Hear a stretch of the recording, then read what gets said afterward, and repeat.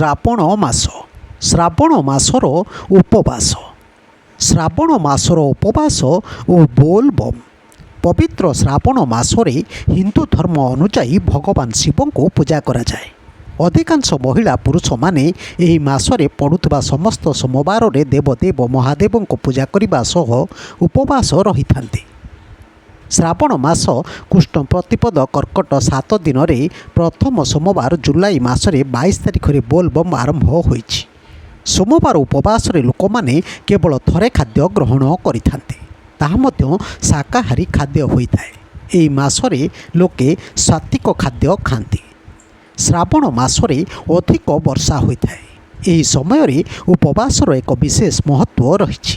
ଏହି ଋତୁରେ ବର୍ଷା ହେତୁ ଖୁବ୍ କମ୍ ସବୁଜ ପନିପରିବା ବଜାରକୁ ଆସିଥାଏ। ଅନ୍ୟ ପକ୍ଷରେ ପତ୍ର ଓ ସବୁଜ ପନିପରିବାରେ କୀଟପତଙ୍ଗ ଦେଖାଯିବା ଆରମ୍ଭ କରନ୍ତି। ଏହାକୁ ଖାଇବା ଦ୍ୱାରା ପେଟ ସମ୍ବନ୍ଧୀୟ ସମସ୍ୟା ହୋଇଥାଏ। ଏହା ସହିତ ଏହି ଋତୁରେ କ୍ଷୀର ପିଇବା ମଧ୍ୟ ନିଷେଧ, କାରଣ ଘାସରେ ମଧ୍ୟ କୀଟ ରହିଥାଏ। ଏପରି ପରିସ୍ଥିତିରେ ଗାଈ ଘାସ ଖାଏ, ତା'ର କ୍ଷୀର ବିଷାକ୍ତ ହେବାର ସମ୍ଭାବନା ସୃଷ୍ଟି କରିଥାଏ। ବର୍ଷା ଋତୁରେ ପାଚନ ତନ୍ତ୍ରରେ ବାଧା ସୃଷ୍ଟି ହୋଇଥାଏ, ତେଣୁ ଏହି ଋତୁରେ କ୍ଷୀର ଖାଇବାକୁ ନିଷେଧ କରାଯାଇଛି। ଶ୍ରାବଣ ସୋମବାର ବ୍ରତର ଫାଇଦା। ଯଦି ଆପଣ ଶ୍ରାବଣ ମାସରେ ଗୋଟିଏ ଦିନ ଉପବାସ ରୁହନ୍ତି, ତେବେ ଆପଣଙ୍କର ସ୍ୱାସ୍ଥ୍ୟ ସମ୍ବନ୍ଧୀୟ ସମସ୍ୟା ହୋଇନଥାଏ।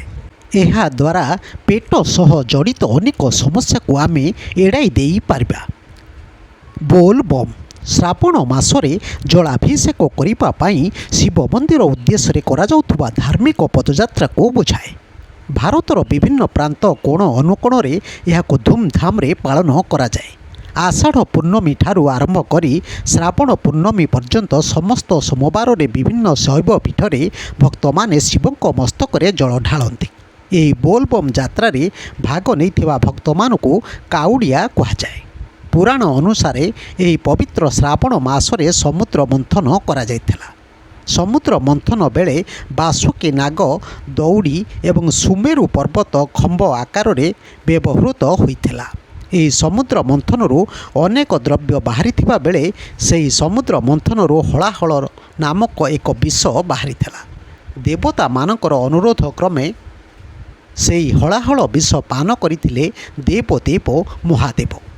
ବିଷର ଉତ୍ତପ୍ତ ଜ୍ୱାଳାରୁ ତାଙ୍କ କଣ୍ଠ ନୀଳବର୍ଣ୍ଣ ହୋଇଯାଇଥିଲା। ଏହା ସହ ମହାଦେବଙ୍କ ଶରୀର ତାପ ବହୁତ ଅଧିକ ହୋଇଯାଇଥିଲା। ତେଣୁ ବିଷର ଯନ୍ତ୍ରଣାକୁ ଲାଘବ କରିବା ପାଇଁ ଭୋଳାନାଥ ନିଜ ମଥାରେ ଗଙ୍ଗାଙ୍କୁ ଧାରଣ କରିବା ସହ ଦେବତାଗଣ ମହାଦେବଙ୍କ ମସ୍ତକରେ ସୁବାସିତ ଜଳ ଢାଳିଥିଲେ। ମହାଦେବଙ୍କ ତାପ କମ୍ କରିବା ପାଇଁ ଇନ୍ଦ୍ର ରାଜା ପ୍ରବଳ ବର୍ଷା ମଧ୍ୟ କରାଇଥିଲେ। ତେଣୁ ବିଶ୍ୱାସ କରାଯାଏ କି ଏହି ଦିନଠାରୁ ମହାଦେବଙ୍କୁ ଜଳ ଲାଗି କରାଯାଏ। ଶ୍ରାବଣ ମାସ ଭଗବାନ ଶିବଙ୍କର ଅତି ପ୍ରିୟ ମାସ ହୋଇଥିବା ବେଳେ ଏହି ମାସରେ କାଉଡ଼ିଆ ଯାତ୍ରା ଅନୁଷ୍ଠିତ ହୋଇଥାଏ। ଜାଣିଲେ ଶ୍ରାବଣ ମାସର ଉପବାସ ଓ ବୋଲବମ୍ ବିଷୟରେ। ବ୍ୟୁରୋ ନ୍ୟୁଜ୍ ଓଡ଼ିଶା କଥା। ଓଡ଼ିଶା କଥା ୟୁଟ୍ୟୁବ୍ ଚ୍ୟାନେଲଟିକୁ ଆପଣମାନେ ଦେଖୁଛନ୍ତି, ମତାମତ ଦିଅନ୍ତୁ, ଲାଇକ୍ କରନ୍ତୁ, ସବସ୍କ୍ରାଇବ୍ କରନ୍ତୁ ଓ ସେୟାର ମଧ୍ୟ କରନ୍ତୁ।